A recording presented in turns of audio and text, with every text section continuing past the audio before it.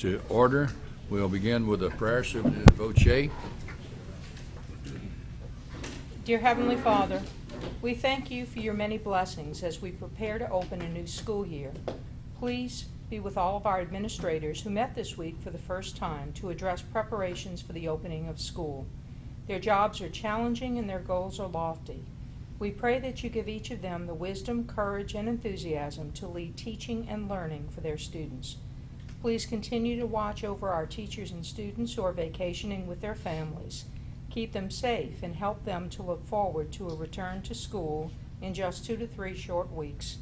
Help us to be ready, energized, and determined to offer our children only the best for this school year. These things we ask in your name. Mr. Warner, would you lead us in the pledge? Sure. I pledge allegiance to the flag of the United States of America and to the republic for which it stands, one nation, under God, indivisible, With liberty and justice for all. Superintendent Voce, would you call the roll, please? Mrs. Aceveda and Mr. Campbell are not with us. Mrs. DeFatta? Here. Mr. Egan is not here. Mr. England? Here. Mrs. Dysart? Here. Dr. Kraft? Here. Dr. Lewis? Here. Mr. Long? Here. Mr. Nicosia? Here. Mr. Warner? Here. Yep. Ms. Dysart, appoint a person privilege you have. Thank you, Dr. Kraft. At this time, on behalf of the board, all of the board members and myself, we'd like to congratulate Justin Burkhardt, who was the Teacher of the Year for the state of Louisiana, and he teaches for St. Bernard Parish at Andrew Jackson. We're very proud of Justin and very, very happy for this wonderful award that he's received. Teacher of the Year, Justin Burkhardt. Congratulations, Justin. Okay. We'll be Superintendent bringing Voce. Justin before the board at some point, but he went through a very rigorous process to be named the Louisiana Middle School State Teacher of the Year. Portfolios that he had to put forth, rigorous interviews to go through. He was videoed in his classroom and then went up to, as a finalist, to Baton Rouge to go through another round of interviews and was selected as Louisiana's Middle School State Teacher of the Year, which is an honor for him and for our school system. And he's a tremendous representative of all of our teachers, a fine young man and a very, very good teacher. So we all want to congratulate Justin, and we'll be seeing him soon. Thank you again, Justin. We certainly appreciate his efforts and his dedication to the teaching corps here in St. Bernard Parish and the students, and we wish him well. We take great pride when one of our own teachers go that far and is recognized either statewide or at a national level. But that's quite an honor for our school system. Superintendent Voce, would you introduce the St. Bernard Teachers Association officers? Yes, with us tonight, each year we have an election for the St. Bernard Association of Educators, and their leadership is here with us tonight. And I would just like to introduce them because I'm sure we're going to be seeing a great deal of them over the course of this year. So elected for president this year is Michelle Nicholson.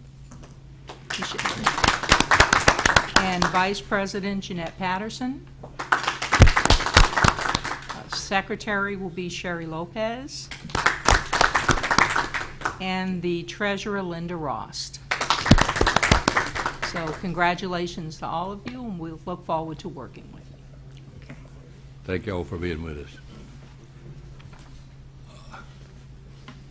Ms. Benezak, do we have anyone signed up for community concerns? I don't think so, but we're good. Okay, thank you, Ms. Benezak. Item 5, the person that's supposed to make the presentation is not here yet. Right. He was delayed. He called just now to his colleagues to tell him he has a flat tire, but he's coming on his way. So if it would be agreeable to the board, if we could just push that agenda item down and go through some of the rest of them as he arrives, then we'll take that item. I'll second Motion, okay. Motion and a second to move that later in the program when the gentleman arrives. So with that, we'll move to item 6 on the agenda, the end of course exam results. Okay, we know that at the end of May and early June, we got the state assessment results for the 3rd through 8th grade, and we did that presentation. Ms. Lumetta made that presentation to us, and we had done extremely well, again, being in the top 10 in the state in many of the different areas and overall as well. The end-of-course high school result summaries had not come out, and they did over the past week or so in summary form, and we wanted to make that presentation to you. Ms. Lumetta is not with us tonight because she is with a group of about 15 of our teachers and administrators who are actually up in Connecticut at Yale University going through some professional development training. So she does have a valid excuse for not being here to make this particular presentation. But if you see before you, we did extremely well at our high schools, and this includes both Shelmet High School and Raleigh as well, so the scores are combined. Overall, we had a 73 proficiency ranking, which is 9th in the state when you combine all of the 6 end-of-course tests which were taken. And proficiency, there are 4 levels for the end-of-course results. Excellent and good are the only 2 considered proficient. And even though the 3rd level fair is passing, it's not considered proficient for the state. The passage rate we have is in the high 90%, so it's extremely high of all of our high school students who are passing the end-of-course test. We have one of the highest in the state. Overall, in general, we have top 10 rankings in proficiency.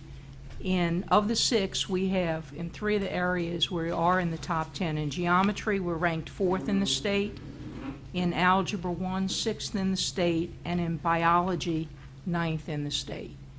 But there is another ranking that we look at as well, is the percentage of our students who are scoring excellent, which is the top ranking. So as in algebra, we're 2nd in the state for the percentage of students scoring excellent on that exam in the top ranking.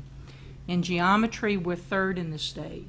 In U.S. history, we're 7th, and in biology, 9th. So I think that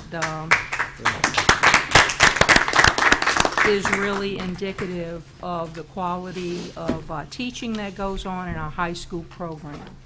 If you look at the 2nd page of the handout, and really, I just want to call your attention to that bottom row, the 2nd portion of the page.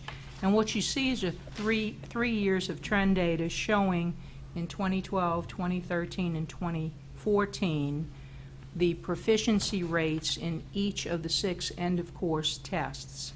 So when you take a look at the first one, which is in algebra, you know, our proficiency rate is 74%, the state average is 57%.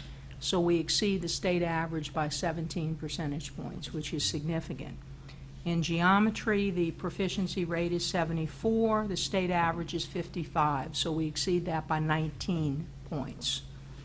In English 2, our proficiency rate is 81%, the state average is 72%, so we exceed the state average by 9 percentage points.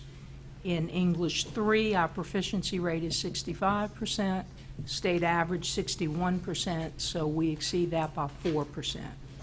Biology, our proficiency rate of 73%, the state is at 60%, we exceed by 13 percentage points. And in U.S. history, we have a 72% proficiency rate, and the state average is 63%, so we exceed by 9 percentage points. So overall, we have done exceptionally well, and we continue to improve each year. And again, that's due to the hard work of our teachers and our students and the entire school family and community. So just thought we would give you that update on the summary results for the end-of-course test. Yeah. Yeah, thank you, Ms. Pochine. That looks good. Ms. Dyson? I too just want to congratulate our students and our teachers who worked so hard to prepare the students for this testing. And St. Bernard Parish has exceeded the state in every area.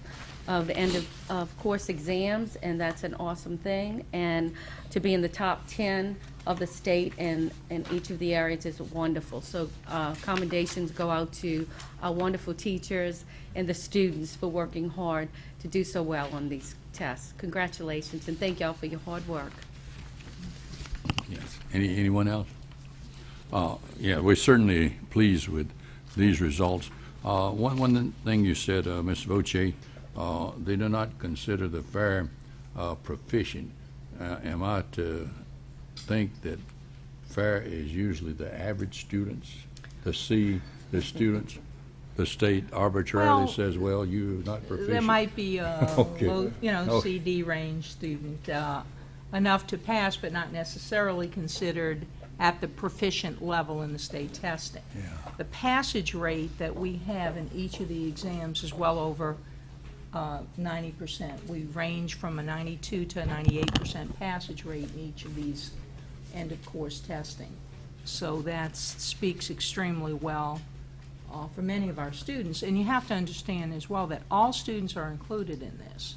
So our special needs students, our all of our who are working toward diplomas, and That's all. our ELL students. So every student's scores are in these Factored statistics. in. Yeah. So when you factor in all that, we have made the impossible possible, because it's just not an easy thing to do. So those A and B students are scoring high to lift up those that's on the bottom part of the scale, and we thank them for their efforts and extra commitment to range in that.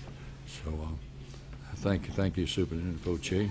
Anything else on the end of course exams? That was just information. There's no Just action information required. only. Okay. We will move to item 7, motion to incorporate the report of the July 2014 General Committee meeting into the minutes of the July 2014 regular monthly meeting minute. Okay. We got a motion and a second. Any questions relative to the minutes? Hearing none, vote your machines.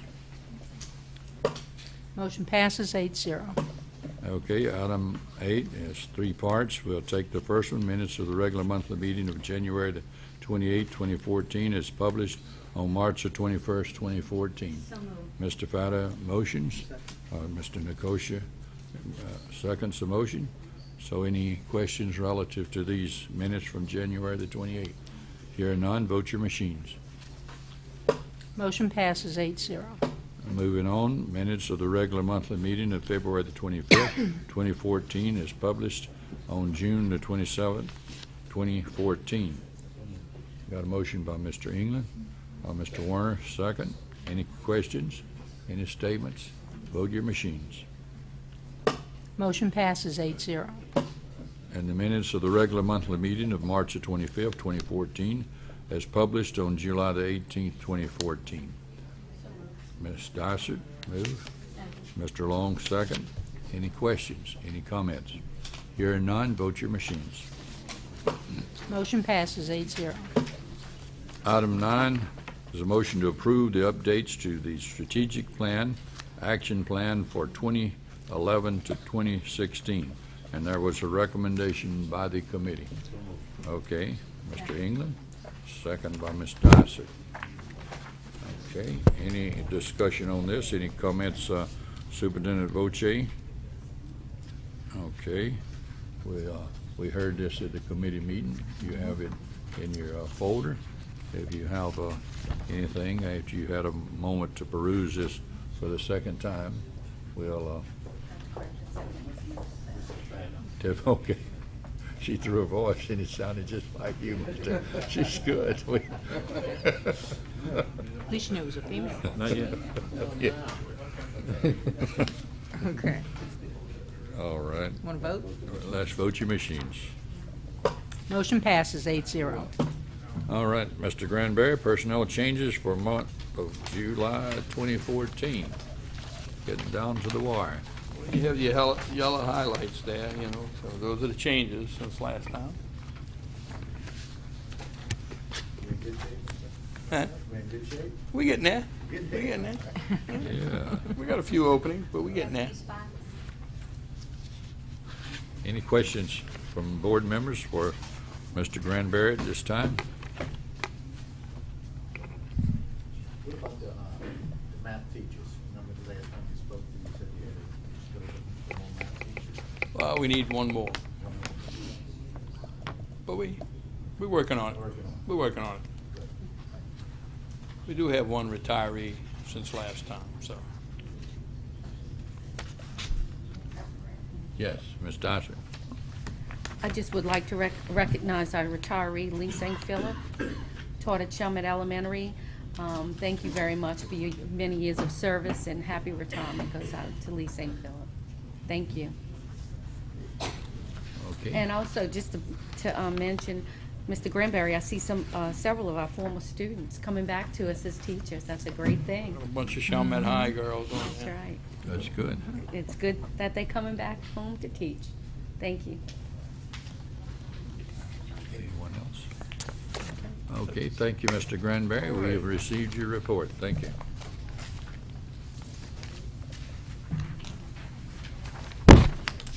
Item 11, motion to approve the 2014-2015 transportation routes. There was a recommendation by the committee.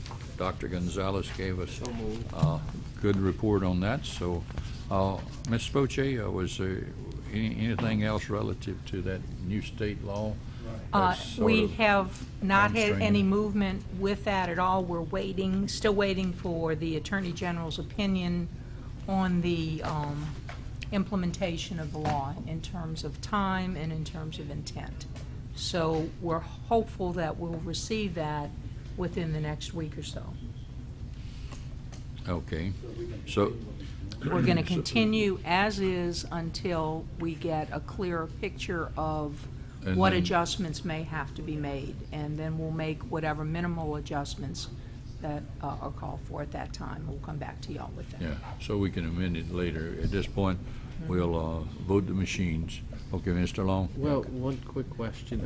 In addition to the Oh, I did. information we're waiting on, has anyone been in contact with the author of the bill? Oh, the authors of the bill are in agreement with the school systems that it was not their intent for it to be so broad and all-encompassing. So they are supporting an effort by the school systems to seek the opinion from the Attorney General, and they are giving their input to the Attorney General as to their intent. Okay, so it's not likely, though, that a change can be made by the legislature in time before Well, the school starts? legislature cannot do any law changes Unless to it's the a law session. session. But if we have an opinion that deals with timing of it or a broader interpretation, then that's what we all intend to go by until some changes can be made. Okay. Yeah. Okay, thanks. Dr. Gonzalez is here. You have Yeah. some further information for us, Well, Dr. Gonzalez? there's two components, you know, one is with the highway, if you have a shoulder to stop, and we probably won't be able to do that because Judge Price shoulder is 10 feet wide, and the width of the bus from mirror to mirror is, 9 feet 3 inches. So it wouldn't really give enough safety to get far enough off the shoulder of the road. So the only aspect we really need to be concerned about is not crossing in front of the bus. That's going to hurt us. But I don't think we're going to be able to do, I know we can't do the shoulder of the roads. So that's one release. That's but- one thing we So have we'll less have to worry go about. down the street and come back up it for people living on both sides? Or move everything to the corners and the have corners. everyone walk to corners. You know, Correct. Well, Instead of well- one corner, you gotta have two corners, right? well, we'll have to pick up on both sides of the corner. Yeah. We'll pick up on one side and then clear the intersection, then pick up on the other side, so nobody had to cross the street on that street. We'd pick up twice on every corner. On one side of the street, clear the corner, the other side of the street. Yes, Mr. Long. At the committee meeting, Dr. Gonzalez, you mentioned that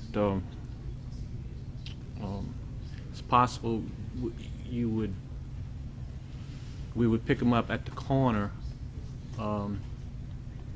but is that really feasible? It's going to take more time. Well, it is feasible to do that. It's going to require students to have much longer walks. You know, our practice has been to pick up pre-K students and kindergarten students in front of their homes. Well, we would have to make a decision on whether we would continue that practice, or if everyone would have to walk to the corners. Or would we go down some streets and not other streets? And if we did go down the street for a pre-K or kindergarten, would we pick up the rest of the students on that street too? Or would we make the rest of them walk to the corner? And students come and go, so if a pre-K or kindergarten moved away, would we then stop going down that street because the other ones would have? There's a lot of questions to answer. It's not a good thing to have students walk, and the distances will be much greater to walk the corners. And in rainy or bad weather, you would also make changes, right? In the we would have to pickup make and drop off. we'd have to make a decision whether we will continue to do dropping off in front of each house on the rainy day schedule, because it means we'd have to run the route twice. So we would have elementary schools probably wouldn't get their buses till at least 5 o'clock in the afternoon. The students probably wouldn't get home till 6. By the time we ran every high school and middle school route twice, by the time they got to elementaries, it would be very, very delayed. Because they'd have to go down every street twice. Okay. And you can't turn the buses around easily. You have to go down other streets to get the bus around the corners to come back down the same street you just came through. So we're hoping to get the relief from those single street issues, which Yeah. I think we are hopeful that that will happen. So before we get into all of the what-ifs, Right, and okay. I think we need to just Okay. be a little patient and wait for a little while and see if we can get that favorable opinion. Okay, thanks. Thank you. Yes, Ms. Dyson. But as it remains tonight, when we pass the transportation routes, everything will remain the same, not to panic the parents at this point, No. that anything's going to Business as change usual. unless we're still waiting to hear from the Attorney Yes. General. Yes, And like I everything said- will be as is. Yes, and one aspect of this it is point. that we don't have to worry about the drop-offs on the shoulder of the road because the shoulder's not adequate in width for us to safely put a bus on the side, on the shoulder. So we're not going to make stops on the shoulder. Thank you, Ms. Gonzalez. So you can put your arm out, right?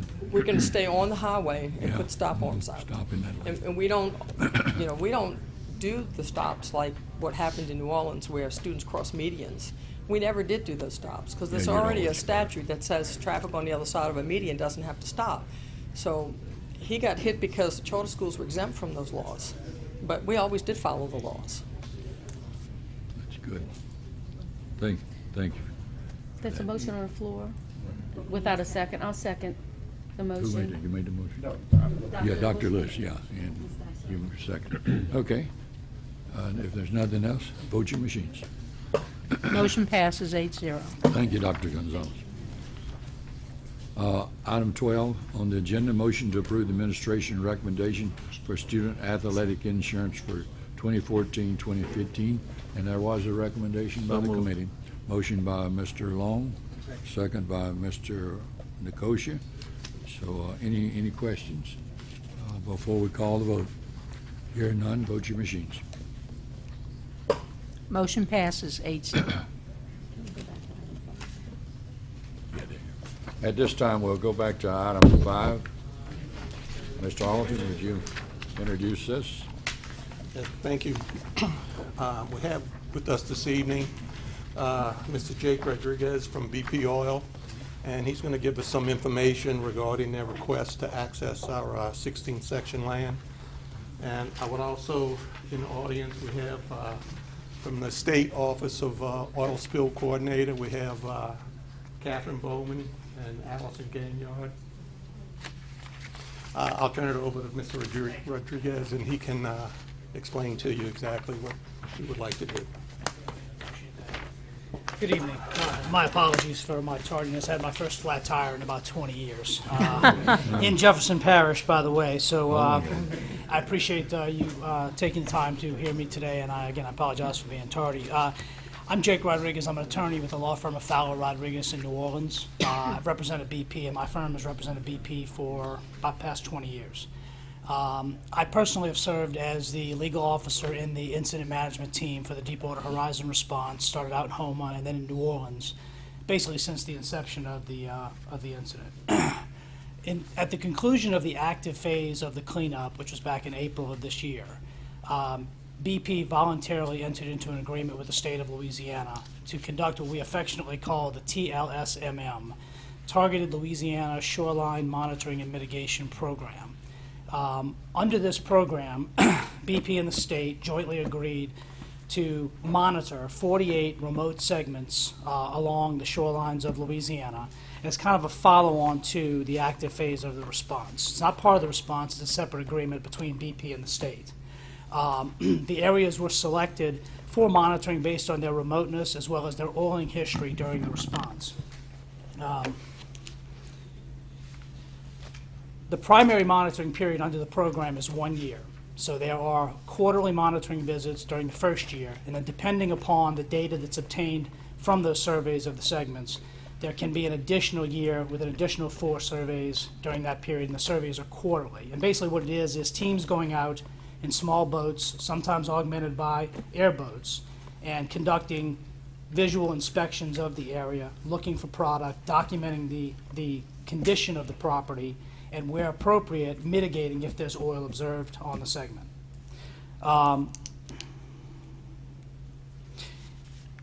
The mitigation will generally occur where it is small and they can recover the material by manual means, meaning shovels and rakes. It's all manual recovery. If there's anything more warranted, if there's enough material where they need to do something more than manual, then the Coast Guard will be notified via the National Response Center, and we would then work with the Coast Guard, as we did during the response, to mitigate the material that's on the property. The reason I'm here today is that one of the segments that's in the monitoring program we show as being owned by the board, and that's Drum Bay. I show it as section 16, and its segment in our response is LASB 06002 10.1. That won't have any meaning to you. It's just a segment identifier that we use during the response. It's located on the northern end of Drum Bay, along a peninsula there, as you may already be familiar. The segment is about 1 mile in length, and I believe I attached a copy of the map that shows the segment and the location. And it's approximately 1 mile in length. It's an area that we are very familiar with in the response. The people that would be attending the site have been involved in the response for many years. They're experienced, they're knowledgeable about this area and about mitigation if it's warranted. And we are tentatively set to start these surveys in September of this year. Full surveys in September would be the first full monitoring survey on this segment. Other than that, we've already presented, I believe, the access agreement that we're asking the board to consider for us to have access to this property. And beyond that, I'd open it up to questions. Mr. Fada?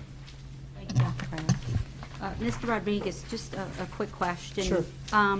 Was this area affected by the original spill? Yes. And there was already some cleanup? Is that the reason for the monitoring, just to make sure that we're still not having residual after all of these years? That's correct. It did have impacts. It was actually removed from the active response in January of 2013.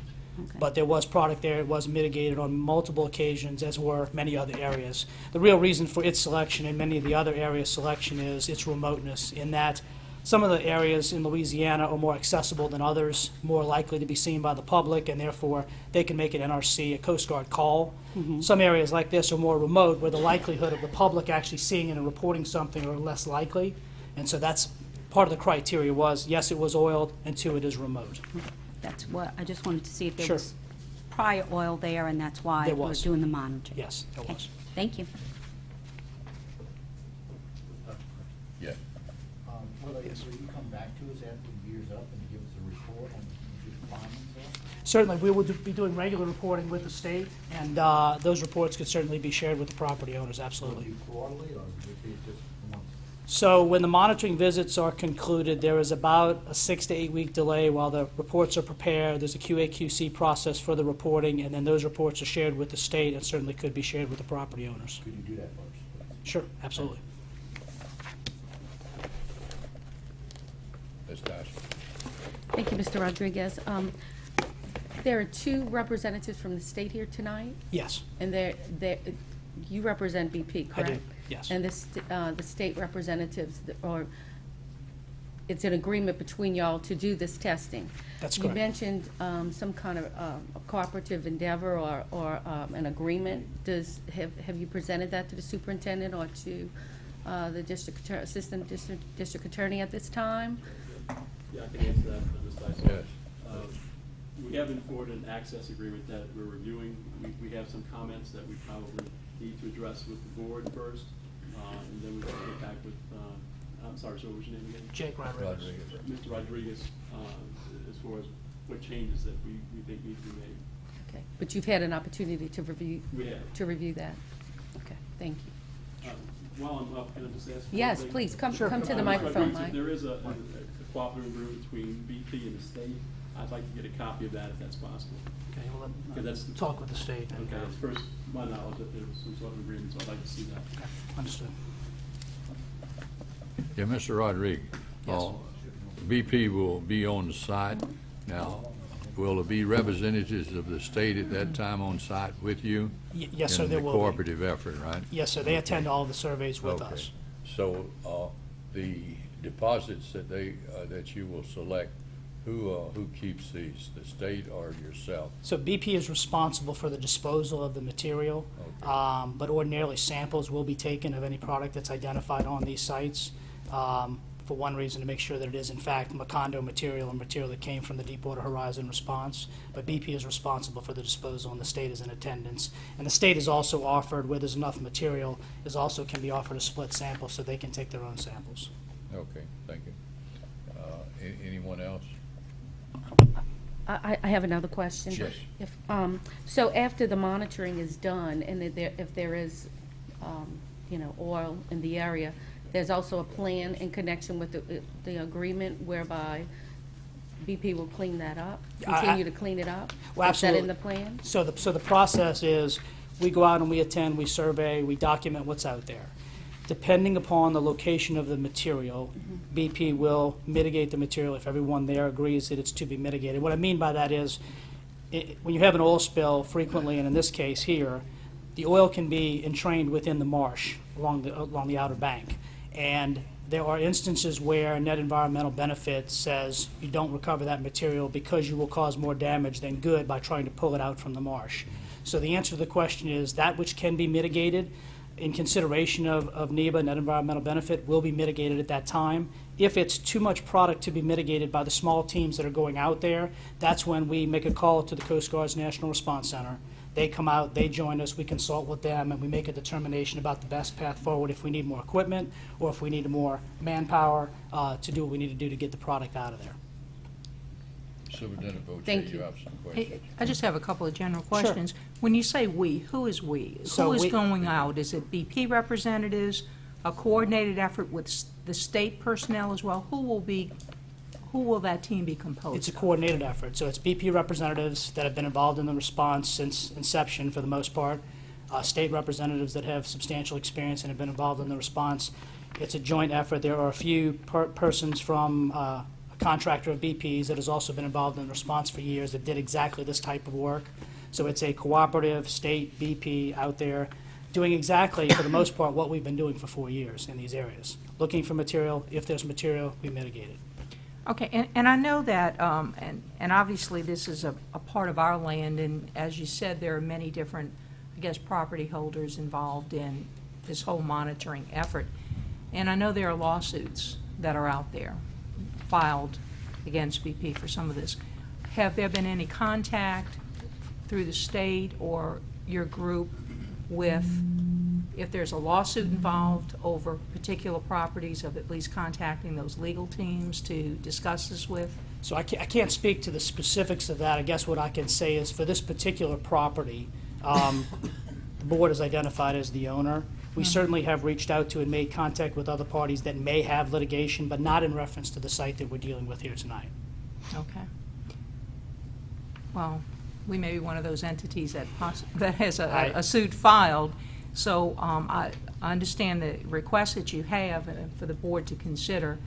And at the same time, then we are referring it to our attorneys as well to take a look at the document for potential signature, and then to come back with whatever questions that we would need to ask to make sure that everything that we do will be in our best interest Sure, as we will well. welcome that.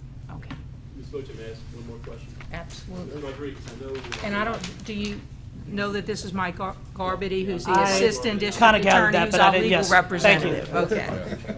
Mike, if you want to come maybe. We're not the only landowner out there, obviously. I was just wondering, are there any efforts like this with any of the other landowners in that area? So the segment map that we have, and I can share with you what we pulled up from the land records, for where this segment crosses over, the area that we're interested in on Drum Bay, it is shown as being parish property only for that area, and that's the only area we're accessing. Okay. So we're coming up on a boat, we're pulling up, we're going out into the segment, which again, we show being encompassed within your property only. We're doing what we need to do and get out. Okay, 'cause I wasn't sure if y'all were just taking random areas No, and it's a- contacting the owners of those pieces? It's a 1 mile area. For this particular site, it's a 1 mile area that's shown as being owned by the board. Okay. All right. Thank you, Mr. Boccia. Yes. At this time, I'd like to make a motion that we defer this issue until further investigation and with the agreement, and we'll get back to this issue at a later date. Yeah, if we could, I'd like to get Mr. Rodriguez's phone number. Sure, absolutely. And we can I have a get card. back with you. I can tell you what the concerns that we have with the access agreement, and we'll work something out. Okay.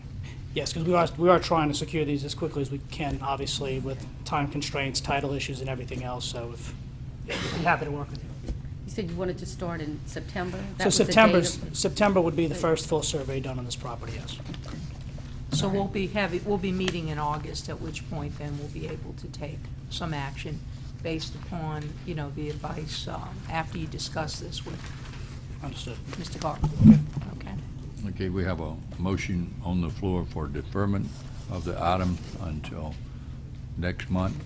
So, anyone else have anything to say? Pardon? Yeah. So, seeing no hands, vote your machines. Motion passes 8-0. Thank you, Mr. Rodriguez. Thank you for your time. Appreciate you coming Thanks. and sharing the information with us.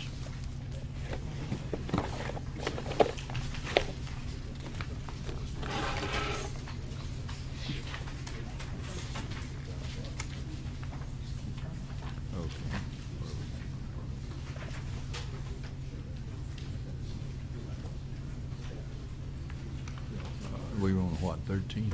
13.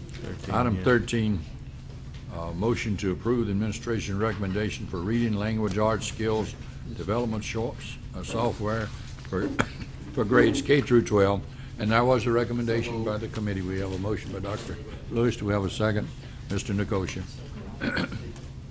Any questions relative to this?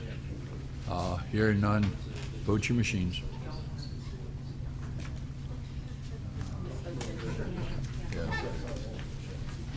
Yeah. Push. There you go. Vote. Motion passes. Okay. Okay. Thank you. There you are. Thank you. Mr. Engel, you pushed the right button. Item 14, motion to approve the use of credit cards as a source of receiving payment. And there was a recommendation by the committee. Mr. Fata made the motion, second by Mr. Long. Any questions relative to this? We went over that. Mr. Fernandez is waiting patiently. He'd be glad to address any questions that you have that's still lingering in your mind. Mr. Fernandez, you have anything you want to say? Well, I just wanted to say that at the last meeting was requested that we come up with a rate schedule of charges, and that's included in your folders. Okay. The right-hand column is That's, what we're proposing for each level of charges. Try to keep it simple and at an average, and we're going to monitor this over the next few months after we start the process to see if we're in the correct range. So you have item 14 in your packet showing these fees. Any- Kraft? Yes. And Mr. Fernandez, ma'am. these rates would be passed upon the credit card user or the debit card user, correct? Well, what we're going to do is we're going to charge the fee in the right-hand column for each transaction, Mm-hmm. which is kind of an average of the fees for each level, and then the fee will be charged when the transaction is done, so it'll cover the fee that's charged. It's not going to cost the school system anything. No, It's ma'am. the user. We're gonna monitor it as time goes on, because we kind of did use an average, because there's different fees based on what card. We tried to kind of take an average approach, and we're gonna monitor it, and if we see it's too high or too low, we're gonna make adjustments in the future. Okay, you'll get back with us at that point, though, Yes, correct? ma'am. And also, this is a pilot program just at Shelman High School, correct? At the current time, in central office. In at the current central time. office. Yes, ma'am. Thank you. Dr. Kraft. Yes. Yeah, Mr. Fernandez, before you leave. Oh, no. What about the machines? You know, because those machines cost a few dollars. Yes, sir. We have machines for Shelman High, and we're going to get a couple of mobile machines also that could be used at Shelman High and central And that's office as inclusive well. in these fees that? That's going to be a separate charge, but it'll be It'll be recovered separate. as time goes on, yes. Okay, as long as it's going to be, right, okay. Right. As long as we don't lose anything. That's, thank you. All right. Anyone else? Thank you, Mr. Fernandez. Thank you. We need a motion. Oh, we got a, yeah, Mr. Fennel. So we need to vote our machines at this point. Motion passes 7-4 and 1 abstention. We need to go into executive session. Well, item 15 is a discussion regarding litigation, so entertain a motion to go into executive session. Yeah, I make a motion to go into executive Okay, session. we have a second by I'll Ms. second. Dyson. Right. So, You have to do it for the record. For the record, you Gotta gotta, read it. right, you gotta read it. Just read them in. Right. what's that? We got You want me to say it? Just read it. Oh, okay. On item 15, we have Teresa Anthony versus St. Bernard Parish School Board, docket 1307346, and Flora Watson versus St. Bernard Parish School Board, docket 1309244. These are the items we will be discussing in executive session. So at this time, we will go, we need a motion, yeah. Yeah, not a motion, I mean, vote your machines, yeah. Okay. Mr. Warner? There Motion you go. passes 8-0. 8-0, okay. We can stay.